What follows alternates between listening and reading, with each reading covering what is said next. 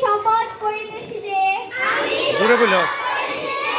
মানুষের সেবায় সর্বদা নিজেকে নিয়োজিত রাখিব। দেশের প্রতি অনুগত থাকিব।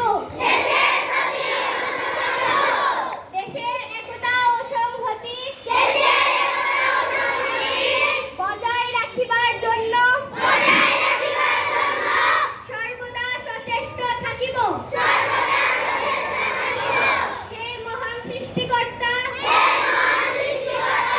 আমাকে শক্তি দিন। আমি যেন বাংলাদেশের সেবা করিতে পারি এবং বাংলাদেশকে একটি শক্তিশালী ও আদর্শ রাষ্ট্র হিসেবে গড়িয়া তুলিতে পারি।